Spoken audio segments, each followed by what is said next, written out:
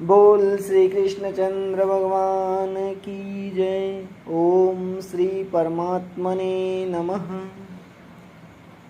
13वां अध्याय। उसके उपरांत श्री कृष्ण भगवान फिर बोले, हे अर्जुन, यह शरीर क्षेत्र है ऐसे कहा जाता है,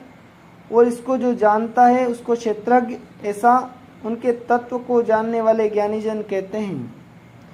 और हे अर्जुन, तू सब क्षेत्रों में क्षेत्रज्ञ अर्थात जीवात्मा भी मेरे को ही जान। और क्षेत्र क्षेत्रज्ञ का अर्थात विकार सहित प्रकृति का और पुरुष का जो तत्व से जानना है वह ज्ञान है, ऐसा मेरा मत है।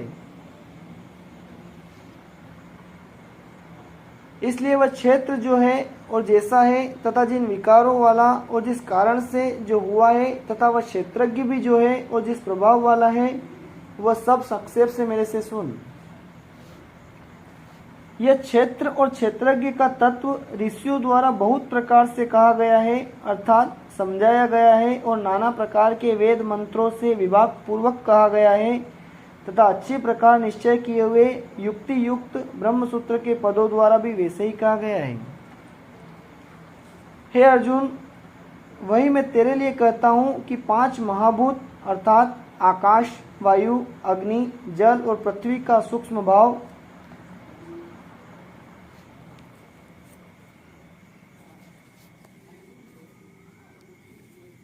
अहंकार, बुद्धि और मूल प्रकृति अर्थात त्रिगुणमयी माया भी, तथा 10 इंद्रियां अर्थात श्रोत्र, त्वचा, नेत्र, रसना और घ्राण एवं वाक, हस्त, पाद, उपस्थ और गुदा,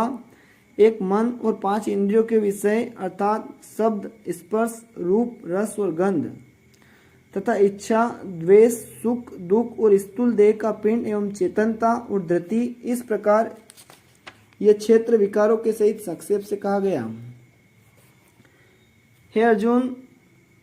श्रेष्ठता के अभिमान का अभाव, दंभाचरण का अभाव, प्राणी मात्र को किसी प्रकार भी न सताना और क्षमा भाव तथा मन वाणी की सरलता, श्रद्धा भक्ति सहित गुरु की सेवा, बाहर भीतर की शुद्धि, अंतकरण की स्थिरता, मन और इंद्रियों सहित शरीर का निग्रह, इस लोक और परलोक के संपूर्ण भोगों में आसक्ति का अभाव और अहंकार का भी अभाव एवं जन्म, मृत्यु, जरा और रोग आदि में दुख दोषों का बारंबार विचार करना, पुत्र, स्त्री, घर और धन आदि में आसक्ति का अभाव और ममता का न होना, तथा प्रिय अप्रिय की प्राप्ति में सदा ही चित्त का सम रहना अर्थात मन के अनुकूल तथा प्रतिकूल के प्राप्त होने पर हर्ष शोकादि विकारों का न होना,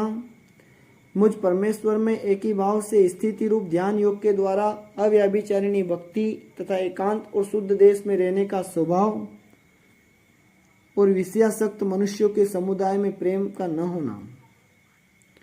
तथा अध्यात्म ज्ञान में नित्य स्थिति और तत्व ज्ञान के अर्थ रूप परमात्मा को सर्वत्र देखना, यह सब तो ज्ञान है, और जो इससे विपरीत है वह अज्ञान है, ऐसे कहा है।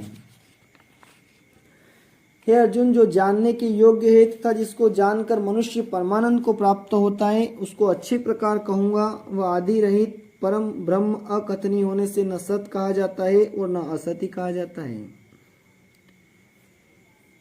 परंतु वह सब ओर से हाथ पैर वाला एवं सब ओर से नेत्र, सिर और मुख वाला तथा सब ओर से श्रोत्र वाला है, क्योंकि वह संसार में सबको व्याप्त करके स्थित है,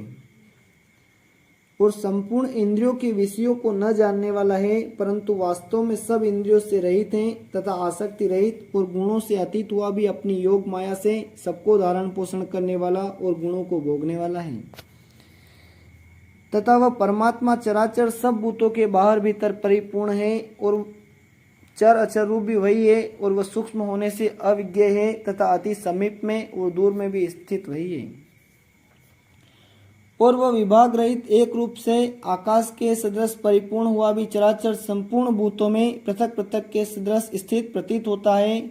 तथा वह जानने योग्य परमात्मा विष्णु रूप से भूतों को धारण पोषण करने वाला और रुद्र रूप से संहार करने वाला तथा ब्रह्मा रूप से सबका उत्पन्न करने वाला है।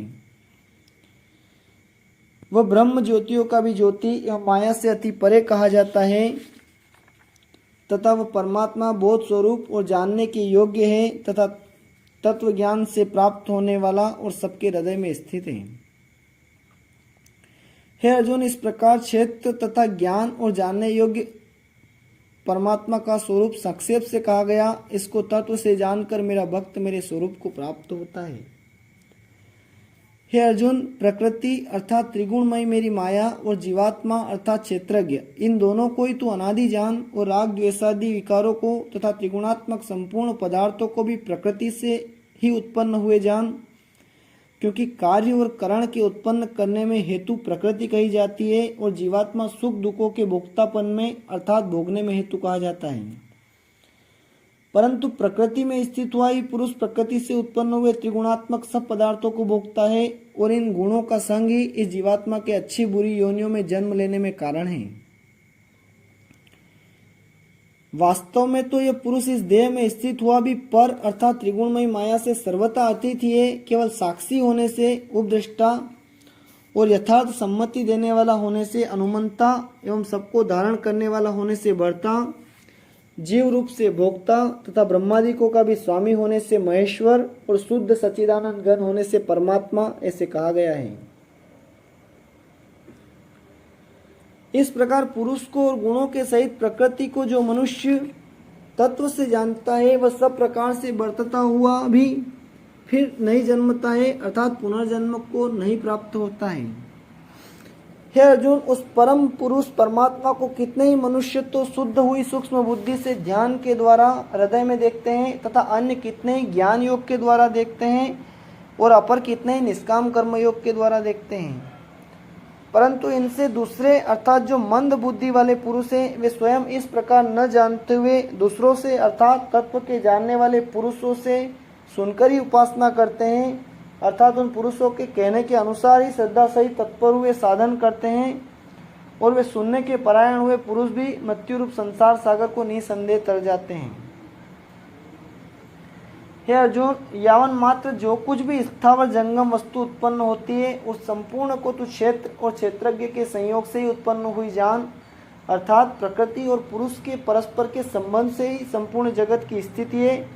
वास्तव में तो संपूर्ण जगत नाशवान और क्षणभंगुर होने से अनित्य है। इस प्रकार जानकर जो पुरुष नष्ट होते हुए सब चराचर भूतों में नाश रहित परमेश्वर को समभाव से स्थित देखता है वही देखता है, क्योंकि वह पुरुष सब में समभाव से स्थित हुए परमेश्वर को समान देखता हुआ अपने द्वारा आपको नष्ट नहीं करता है अर्थात शरीर का नाश होने से अपने आत्मा का नाश नहीं मानता है। ऐसे वह परम गति को प्राप्त होता है। और जो पुरुष संपूर्ण कर्मों को सब प्रकार से प्रकृति से ही किए हुए देखता है अर्थात इस बात को तत्व से समझ लेता है